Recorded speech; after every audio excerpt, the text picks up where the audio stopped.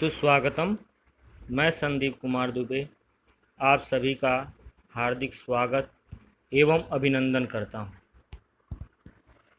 आइए आज स्पर्श पाठ्य पुस्तक से सियाराम शरण गुप्त जी द्वारा रचित एक फूल की चाह कविता के विषय में हम अध्ययन करेंगे। जैसा कि शीर्षक से ही स्पष्ट है कि एक फूल की चाह अर्थात एक फूल को पाने की लालसा, इच्छा, इसी कथात्मक रूप में इस कविता में हम सब विस्तृत अध्ययन करेंगे। आइए पहले कवि के बारे में जानते हैं। एक फूल की चाह कविता के रचयिता सियाराम शरण गुप्त जी का जन्म 4 सितंबर 1895 को सेठ रामचरण कनकने के परिवार में चिरगांव झांसी में हुआ था।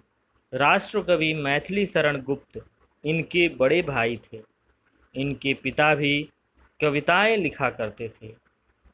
इसी कारणवश इन्हें घर में ही कविता पाठ की शिक्षा मिली। इनकी पत्नी तथा पुत्रों का निधन असमय ही हो गया और इसी कारणवश ये दुख, वेदना और करुणा के कवि बन गए। 29 मार्च 1963 को यह चिर निद्रा में अर्थात इनकी मृत्यु हो गई। ये हमेशा हमेशा के लिए सो गए। आइए अब पाठ परिचय के विषय में जानते हैं। एक फूल की चाह एक कथात्मक कविता है, अर्थात इस कविता को एक कथा के रूप में प्रस्तुत किया गया है। ये इसमें एक शुरू से इसमें एक कहानी चलती है। इसमें कवि ने तत्कालीन समाज में व्याप्त छुआछूत के भावना के बारे में बताया है। यह कविता का जो मूल संदेश है, जो हमारे समाज में प्रचलित प्राचीन काल में सामाजिक बुराई, जो सबसे बड़ी गलतियों में से, हमारे समाज की गलतियों में से एक था छुआछूत, ऊंच नीच का भेदभाव, जाति पाति का भेदभाव, सामाजिक बुराई पर आधारित है। प्रस्तुत कविता में कवि ने बताया कि किस प्रकार मौत के बिछौने में लेटी हुई बेटी की आखिरी इच्छा उसके पिता पूरी नहीं कर पाते, इसलिए कि वह नीच जाति के थे। उन पर इस समाज ने छुआछूत का आरोप लगाया, वह भी सिर्फ इसलिए क्योंकि समाज उसे यह करने की आज्ञा नहीं देता और उल्टा उसे दंड भोगना पड़ता है। यहाँ तक कि वह अपनी बेटी के आखिरी वक्त में उसके साथ भी नहीं रह पाता और न ही उसे अपनी गोद में उठा पाता है। और यह सब कुछ कैसे होता है? यह सब कुछ इस समाज की उस बुरे व्यवहार के कारण होता है, समाज में व्याप्त त्रुटियों के कारण होता है। आइए अब प्रत्येक छंदों के अर्थ, शब्द अर्थ और भावार्थ को समझते हैं। पहला छंद, उद्वेलित कर अश्रु राशियां, हृदय चिताएं धधकाकर, महामारी प्रचंड हो फैल रही थी इधर उधर, क्षीण कंठ मृत वत्साओं का करुण रुदन दुर्दांत नितांत, भरे हुए था नृज कृष्णरव में हाहाकार अपार अशांत। उद्वेलित कर अश्रु राशियां, उद्वेलित यानी उमड़ना, अश्रु यानी आंसू, राशियां यानी समूह, आंसुओं की धारा। तो यह उस समय का वर्णन है जब महामारी व्याप्त थी और न जाने इस महामारी ने कितने बच्चों को, लोगों को अपने चपेट में ले लिया था। जैसा कि हम सब इस समय कोरोना नामक महामारी से जूझ रहे हैं। यह कविता में ऐसी ही एक महामारी का उल्लेख है जिस महामारी ने छोटे छोटे बच्चे और बच्चियों की जान ले ली थी और उनके माता पिता की आंखों से अश्रु राशियां, आंसुओं की धारा उद्वेलित हो रही थी, उमड़ रही थी, निकल रही थी और उनके हृदय जैसे चिता जलती है, उनके हृदय, उनके धड़कनें जल रही थी। महामारी प्रचंड थी, फैल रही थी और उनकी जो लोग अपने बेटियों को खो दिए थे, उनके कंठ क्षीण हो गए थे, उनसे बोला नहीं जा रहा था, उनका गला रुध गया था। और करुण रुदन, हर जगह करुणा भरी आवाज सुनाई दे रही थी, रुलाई सुनाई दे रही थी। और ऐसा लग रहा था कि हाहाकार तो है, लेकिन कैसा हाहाकार, जिसमें अपार अशांति है, जो बहुत बड़ी अशांति को अपने आप में समेटे हुए था। यहाँ देखिए अर्थ, कवि ने एक फूल की चाह कविता में उस वक्त फैली हुई महामारी के बारे में बताया है। इस महामारी की चपेट में न जाने कितने मासूम बच्चे आ चुके थे। जिन माताओं ने अपने बच्चों को इस महामारी के कारण खोया था, उनके आंसू रुक नहीं रहे थे। रोते रोते उनकी आवाज़ कमज़ोर पड़ चुकी थी, पर उस कमज़ोर पड़ चुके करुणा से भरे स्वर में भी अपार अशांति सुनाई दे रही थी। बिल्कुल जिन्होंने अपने बच्चों को खो दिया था, वह उनके आँखों से अश्रुओं की धारा बह रही थी, उनका गला रुध गया था, उनसे बोला नहीं जा रहा था, और अपार अशांति, अपार कष्ट वह लोग समेटे हुए थे। आइए अगली पंक्ति को पढ़ते और समझते हैं। एक पिता अपनी इस महामारी के इस प्रकोप से, उसकी एक बेटी थी जिसका नाम सुखिया था, वह बहुत ही भयभीत रहता था कि मेरी एक ही बेटी है, बार बार घर से बाहर निकलती है, आती है, जाती है। तो वो बहुत भयभीत रहता था। उसी की यहाँ से कहानी शुरू होती है। उसके पिता की यह भावना है। आइए समझते हैं। बहुत रोकता था सुखिया को, न जा खेलने को बाहर, नहीं खेलना रुकता उसका, नहीं ठहरती वह पल भर।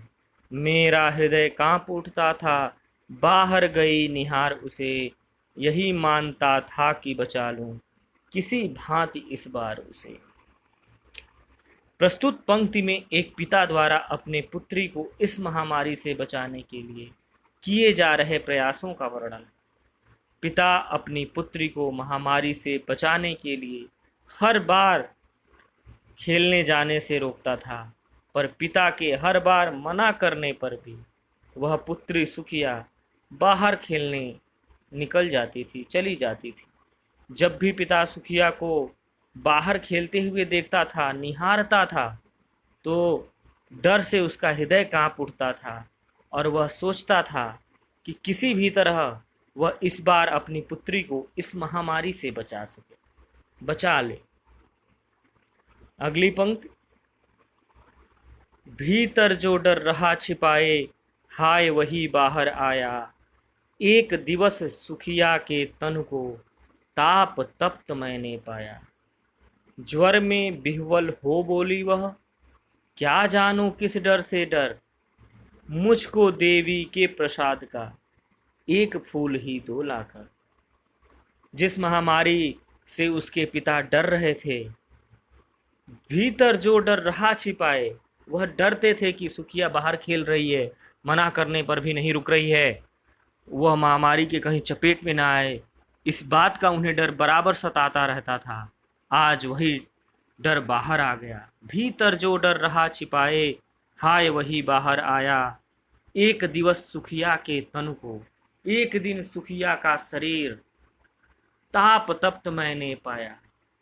सुखिया के पिता जब सुखिया के शरीर को स्पर्श करते हैं तो उसका शरीर ताप से तप्त था, जल रहा था, अर्थात वह भयंकर ज्वर से पीड़ित थी, अर्थात उसे महामारी ने अपने आगोश में ले लिया था। ज्वर में बिह्वल हो बोली वह ज्वर में बिह्वल होकर के, व्याकुल होकर के, उस भयंकर बुखार से पीड़ित होकर के वह पता नहीं किस डर से, क्या जानूं किस डर से डर, पता नहीं वह किस प्रकार के एक अनजाने, एक भयानक डर से डरते हुए उसने कहा, मुझको देवी के प्रसाद का एक फूल ही दो लाकर। वह अपने पिता से निवेदन करती है कि हे पिता, मुझे देवी के प्रसाद के रूप में एक फूल वहाँ से ला करके मुझे दे दो, यही मेरी आखिरी इच्छा है। कवि कहते हैं कि आखिरकार पिता को जिस बात का डर था वही हुआ। सुखिया एक दिन बुखार से बुरी तरह तड़प रही थी। उसका शरीर आग की तरह जल रहा था।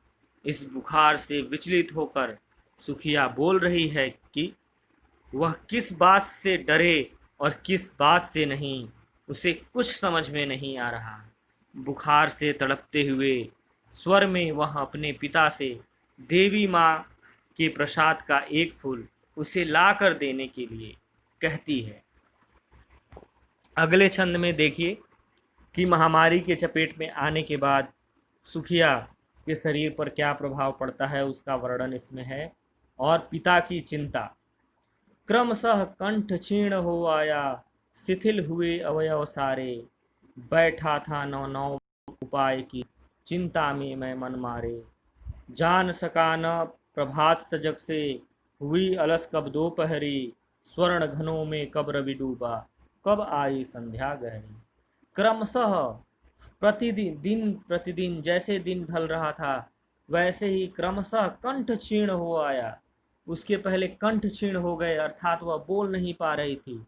शिथिल हुए अवयव सारे, उसके सारे अंग ढीले पड़ रहे थे, शिथिल होने लगे थे। और सुखिया के पिता बैठा था, वह सोच रहे थे, नौ नौ उपाय सोच रहे थे कि किस उपाय से मैं इसे ठीक करूं। इसी चिंता में वह निराश होकर के मन मार के बैठे थे। इसी चिंता में इतना वह डूब गए कि कब सजग प्रभात हुई, कब हलचल वाली सुबह हुई, कब आलस से भरी दोपहरी बीती, कब स्वर्णिम बादलों में कब रवि यानी सूर्य डूब गए और कब गहरी रात्रि संध्या आई, उन्हें पता ही नहीं चला। तेज बुखार के कारण सुखिया का गला सूख गया था, उसमें कुछ बोलने की शक्ति नहीं बची थी, उसके सारे अंग ढीले पड़ चुके थे। वहीं दूसरी ओर सुखिया के पिता ने तरह तरह के उपाय करके देख लिए थे, लेकिन कोई भी काम नहीं आया था। इसी वजह से वह गहरी चिंता में मन मार के बैठे थे। वह बेचैनी में हर पल यही सोच रहे थे कि कहीं से भी ढूंढ के अपनी बेटी का इलाज ले आएं। इस चिंता में कब सुबह से दोपहर हुई, कब दोपहर खत्म हुई और कब निराशाजनक शाम आई, उन्हें पता ही नहीं चला।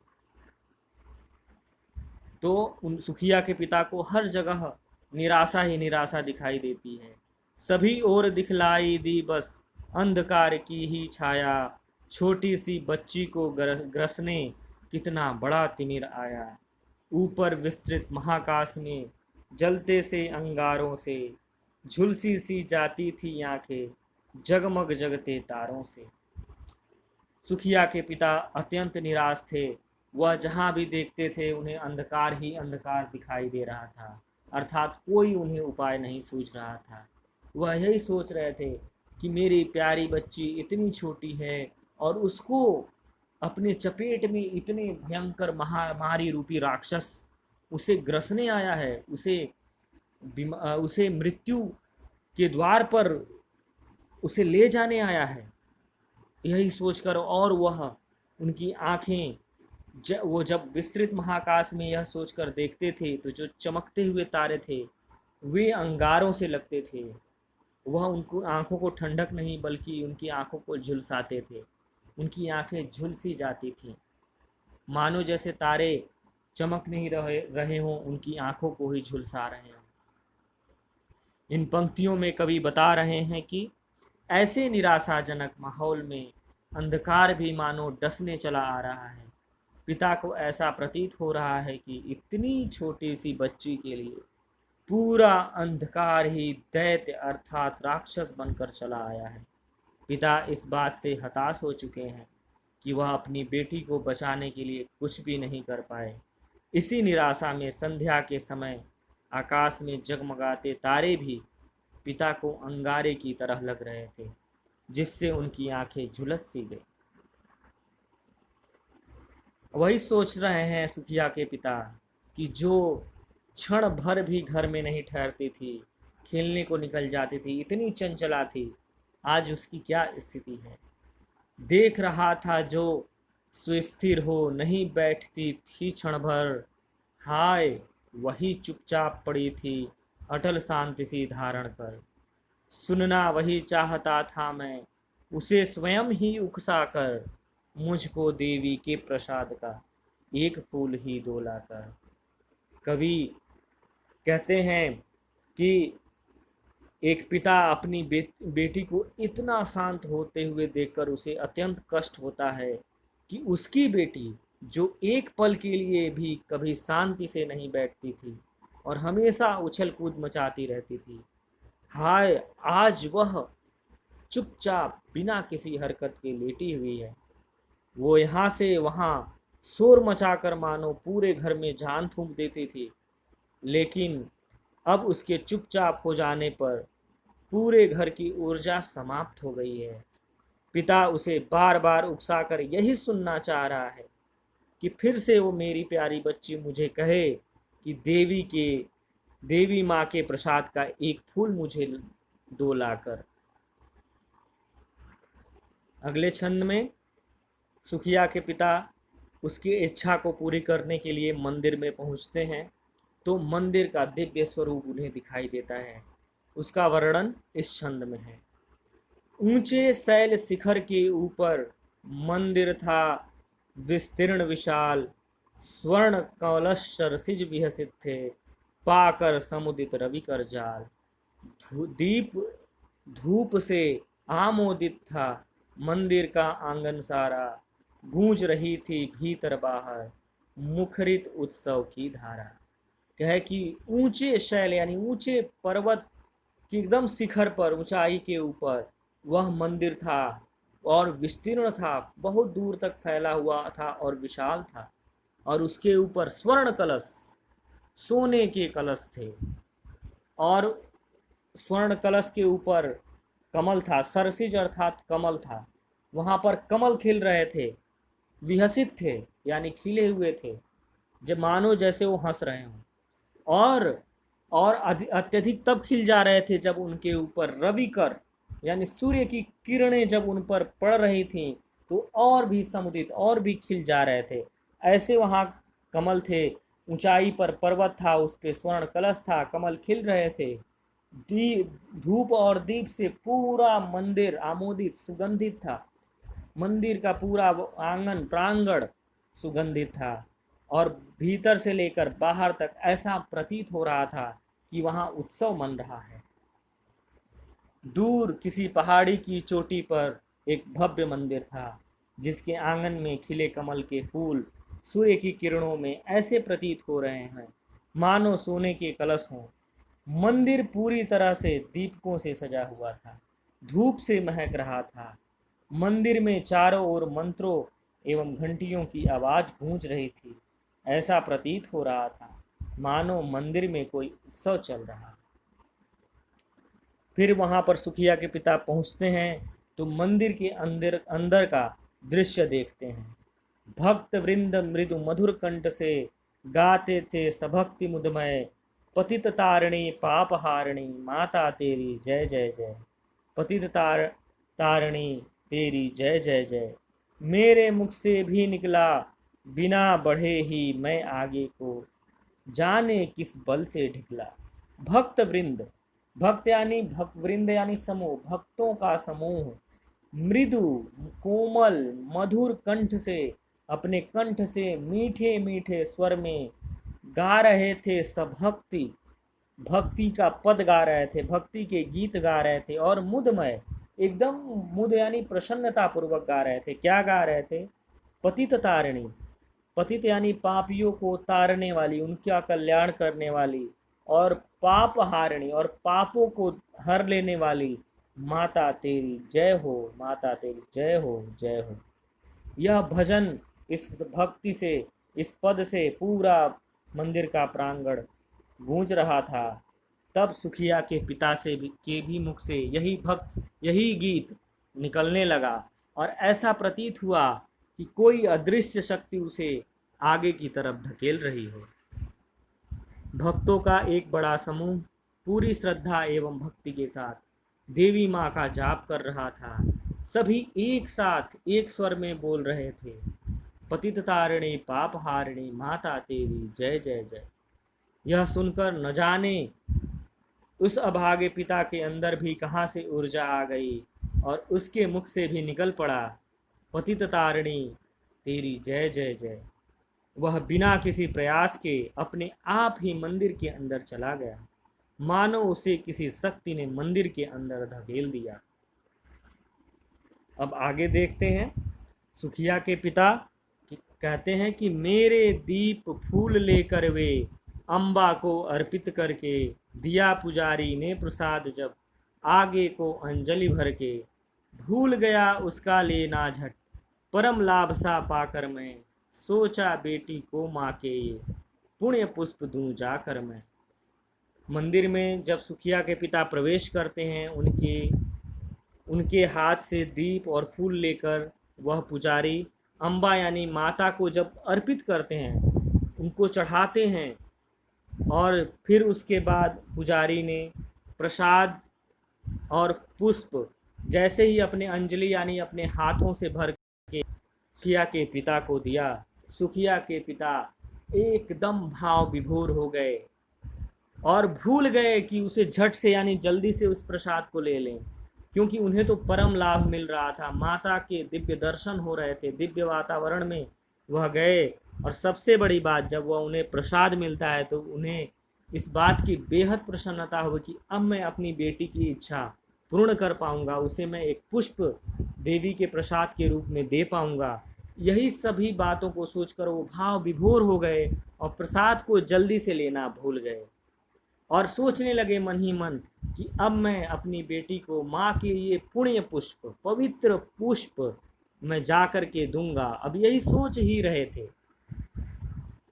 इन पंक्तियों में कवि बताते हैं कि मंदिर में प्रवेश करने पर पिता पुजारी के पास जाकर अपने हाथों से पुष्प और दीप पुजारी को देते हैं। पुजारी उसे लेकर देवी माँ के चरणों में अर्पित करते हैं।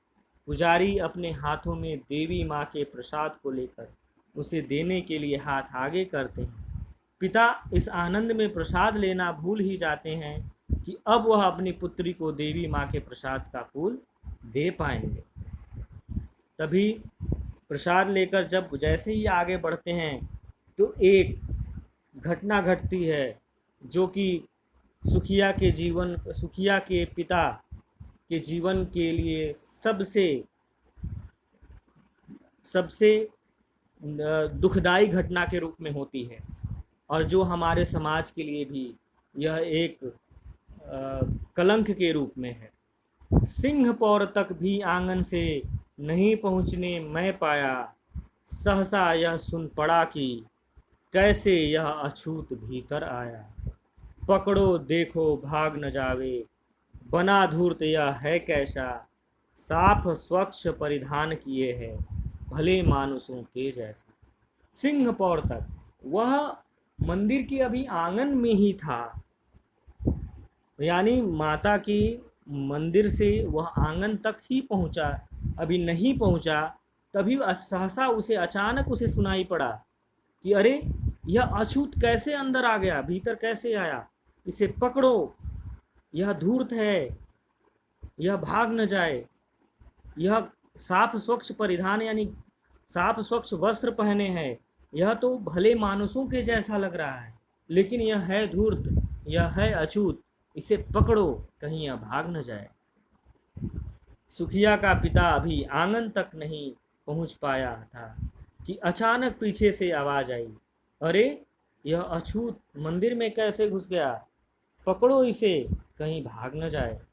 किस तरह इसने मंदिर में घुसकर चालाकी की है, देखो कैसे साफ सुथरे कपड़े पहनकर हमारी नकल कर रहा है, पकड़ो इस धूर्त को कहीं भाग न जाए। अब देखते हैं कि सुखिया के पिता के साथ क्या क्या अन्याय और दुराचार होता है, इसी का वर्णन आगे है। मंदिर में उपस्थित लोग कहते हैं, पापी ने मंदिर में घुसकर किया अनर्थ बड़ा भारी, कलुषित कर दी है मंदिर की चिरकालिक सुचिता सारी। है क्या मेरा कलुष बड़ा है देवी की गरिमा से भी, किस बात में हूँ मैं आगे माता की महिमा के भी। सुखिया के पिता को पापी कहा जाता है। कहते हैं कि इस पापी ने इस मंदिर में घुसकर बहुत बड़ा अनर्थ कर दिया। सुखिया के पिता पापी क्यों थे? क्योंकि वह नीच जाति के थे, वह अछूत थे, क्या अछूत या नीच जाति के लोगों को भगवान के पूजन का अधिकार नहीं होता है? होता है, लेकिन उस समय के समाज ने इस बात को न समझते हुए सुखिया के पिता के साथ अत्याचार किया और कहने लगे, कलुषित कर दी है मंदिर की चिरकालिक शुचिता सारी। कहने लगे, इसने तो कलुषित कर दी, इसने तो मंदिर के चिरकालिक शुचिता, जो सदियों से चली आ रही पवित्रता थी, उसको इसने कलुषित कर दी, इसने गंदा कर दिया, इसने मंदिर को अपवित्र कर दिया। तब सुखिया के पिता प्रश्न करते हैं, ऐ क्या मेरा कलुष बड़ा है देवी की गरिमा से भी? कहते हैं कि मैं, क्या मेरा इतना कलंक बड़ा है कि मैं देवी की गरिमा यानी देवी माँ की महिमा से भी मेरा कलश बड़ा है, कलुष बड़ा है? क्या मैं, माता तो सभी पापियों के पाप को हरती हैं, तो मैं अगर पापी ही हूँ तो माता तो पापियों के पाप को हर लेती हैं, तो मैं उनकी गरिमा, उनकी महिमा को कैसे कलुषित कर सकता हूँ? और किस बात में मैं माता की महिमा से आगे हूँ? मैं तो एक तुच्छ मानव हूँ। इतना कहते ही हैं। आइए इसके व्याख्या को एक बार फिर समझ लेते हैं। फिर भीड़ से आवाज आई कि इस पापी ने मंदिर में घुसकर बड़ा अनर्थ किया है। मंदिर की सालों साल की गरिमा पवित्रता को इसने नष्ट कर दिया है। सब मिलकर चिल्लाने लग जाते हैं कि इस पापी ने मंदिर में घुसकर मंदिर को दूषित कर दिया। तब सुखिया का पिता यह सोचने पर विवश हो जाता है कि क्या मेरा अछूतपन देवी माँ की महिमा से भी बड़ा है? क्या मेरे इस अछूतपन में देवी माँ से भी ज़्यादा शक्ति है, जिसने देवी माँ के रहते हुए भी इस पूरे मंदिर को अशुद्ध कर दिया? इतना सोचते ही हैं, तब तक उन पर और अत्याचार होता है। लोग कहते हैं वहाँ पर उपस्थित, माँ के भक्त हुए तुम कैसे, करके यह विचार खोटा, माँ के सम्मुख ही माँ का तुम गौरव करते हो छोटा। कुछ न सुना भक्तों ने, झट से मुझे घेर कर पकड़ लिया, मार मार कर मुख के घूंसे धम से नीचे गिरा दिया। सुखिया के पिता के साथ अत्याचार शुरू हुआ। उन्हें सुखिया के पिता ने भीड़ से कहा कि तुम माँ के, सुखिया के पिता से भीड़ ने कहा कि तुम माँ के कैसे भक्त हो, जो खुद माँ के गौरव को मेरी तुलना में छोटा कर दे रहे हो। अरे माँ के सामने तो छूत अछूत सभी एक समान है। परंतु सुखिया के पिता की इन बातों को किसी ने नहीं सुना और भीड़ ने उसे पकड़कर खूब मारा, फिर मारते हुए उन्हें जमीन पर गिरा दिया। सुखिया के पिता जब कहते हैं कि कैसे माँ के आप लोग भक्त हैं, मैं भी एक माँ का भक्त ही हूँ, और आप लोग मेरी तुलना उनके गौरव से क्यों करते हो? क्या इतना छोटा विचार आप लोग रखते हैं? ये सब प्रश्न वो कर ही रहे हैं, बातों को समझाते ही हैं, तब तक उस भीड़ ने सुखिया के पिता को गिरा दिया। कोई मुक्के मार रहा है, कोई घूंसे मार रहा है, कोई लात मार रहा है। उनके साथ अत्याचार यह समाज कर रहा है। आगे देखते हैं क्या क्या उनके साथ होता है। सुखिया के पिता के साथ, मेरे हाथों से प्रसाद भी बिखर गया हा सब का सब, हाय अभागी बेटी तुझ तक कैसे पहुंच सके यह अब। न्यायालय ले गए मुझे वे, 7 दिवस का दंड विधान, मुझको हुआ था मुझसे देवी का महान अपमान। इस भीड़ ने जब सुखिया के पिता को नीचे गिरा दिया, सुखिया के पिता में जो प्रसाद था वह गिरकर बिखर गया, पूरा प्रसाद बिखर गया। सुखिया के पिता घनघोर दुखी हुए और उन्होंने कहा, हाय तू बेटी कितनी अभागी है और तेरा ये पिता कितना अभागा है। अब यह प्रसाद तुझ तक कैसे पहुंचेगा? इस समाज में फैली हुई इस छुआछूत की बीमारी से आज मैं खुद पीड़ित हूँ। फिर सुखिया के पिता को न्यायालय ले जाते हैं, कोर्ट में ले जाते हैं, जहाँ उनको 7 दिन की सज़ा दी जाती है, दंड विधान मिलता है। किस लिए मिलता है? कि इन्होंने देवी का महान अपमान कर दिया था। भीड़ के इस तरह सुखिया के पिता को पकड़कर मारने के कारण उनके हाथों से प्रसाद भी गिर गया, जिसमें देवी माँ के चरणों में पड़ा हुआ फूल भी था। सुखिया के पिता मार खाते हुए, दर्द सहते हुए भी सिर्फ यही सोच रहे थे कि अब ये देवी माँ के प्रसाद का फूल उसकी बेटी सुखिया तक कैसे पहुँचेगा। भीड़ उसे पकड़कर न्यायालय ले गई, जहाँ पर उसे देवी माँ के अपमान जैसे भीषण अपराध के लिए 7 दिन कारावास का दंड दिया गया। फिर सुखिया के पिता विवश थे, कुछ नहीं कर सकते थे, कोई उनकी सुन नहीं रहा था। तो उन्होंने इस छंद के माध्यम से उनके संदेश, उनकी भावनाओं को सुनिए। मैंने स्वीकृत किया दंड, वह शीश झुकाकर चुप ही रह। उस असीम अभियोग दोष का क्या उत्तर देता यह कह। 7 रोज ही रहा जेल में, या कि वहाँ सदियाँ बीती। अविश्रांत बरसा करके भी आंखें तनिक नहीं रीती। कहे कि मैंने शीश झुकाकर उस दंड को, उस सजा को स्वीकार कर लिया। जो मेरे ऊपर असीम अभियोग, यह जो अपराध लगा, उस दोष के बदले में मैं क्या उत्तर देता, मैं क्या कहता। कोई जब सुन ही नहीं रहा था, इसलिए उन्होंने विवश होकर शीश झुकाकर उन्होंने इसको स्वीकार किया। 7 रोज ही रहे जेल में। सुखिया के पिता कहते हैं कि वह 7 रोज रहे जेल में, ऐसा लग रहा था जैसे वह सदियां बीत रही हों, एक दिन 100 वर्ष के समान बीत रहा हो। और उन 7 दिनों में उनकी आंखों ने वर्षा की, और वह कभी न रुकने वाली अविश्रांत वर्षा।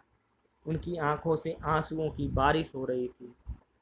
उनकी आंखें एक पल के लिए भी नहीं बंद हुई, वह रोते ही रहे। सुखिया के पिता ने चुपचाप दंड को स्वीकार कर लिया। उसके पास कहने के लिए कुछ था ही नहीं। उसे पूरे 7 दिन जेल में बिताने पड़े, जो उसे 7 सदियों के बराबर प्रतीत हो रहे थे। पुत्री के वियोग में सदैव बहते आंसू भी रुक नहीं पा रहे थे। वह हर पल, हर क्षण अपनी प्यारी पुत्री, अपनी बेटी को याद करके रोता रहता। फिर जब सुखिया के पिता 7 दिन का कारावास का जो दंड विधान था वह भोग कर जब लौटते हैं, तो क्या दृश्य उपस्थित है। दंड भोग कर जब मैं छूटा, पैर न उठते थे घर को। पीछे ठेल रहा था कोई, भय जर्जर तनु पंजर को। पहले की सी लेने मुझकर, नहीं दौड़ कर आई वह। उलझी हुई खेल में ही हा, अब की दीन दिखाई वह। जब वह दंड भोग कर लौट रहे थे, इतना विलंब हो चुका था, कोई अनजाना डर उन्हें सता रहा था। उनके कदम आगे नहीं बढ़ रहे थे, घर की तरफ नहीं बढ़ रहे थे। ऐसा लग रहा था कि उन्हें कोई पीछे ढकेल रहा है। और उनका शरीर इन 7 दिनों में एकदम तनु पंजर, उनका जो पूरा शरीर का जो पंजर था वो जर्जर हो गया था। एकदम वह दुबले हो गए थे, एकदम वह कमज़ोर हो गए थे। जब वह घर पहुँचे तो जैसे घर पहले वो जाते थे, वह दौड़कर सुखिया आती थी, लेकिन इस बार सुखिया नहीं आई। फिर सुखिया के पिता सोचते हैं कि अरे कहीं खेल में उलझी होगी, इसीलिए वो मुझे दिखाई नहीं दे रही है। जेल से छूटकर वह भय के कारण घर नहीं जा पा रहे थे। ऐसा प्रतीत हो रहा था कि उसके शरीर के अस्थि पंजर को मानो कोई उसे घर की ओर धकेल रहा है। जब वह घर पहुँचे तो पहले के जैसे उसकी बेटी दौड़कर उसे लेने नहीं आई, और न ही वह खेलती हुई बाहर कहीं दिखाई दी। फिर अब उन आसपास के लोगों को बताने पर वह कहाँ पहुँचते हैं, आइए इस अगली पंक्तियों के माध्यम से जानते हैं। उसे देखने मरघट को ही गया दौड़ता हुआ वहाँ, मेरे परिचित बंधु प्रथम ही फूंक चुके थे उसे जहाँ। बुझी पड़ी थी चिता वहाँ पर, छाती धधक उठी मेरी, हाय फूल सी कोमल बच्ची, वी राख की थी ढेरी।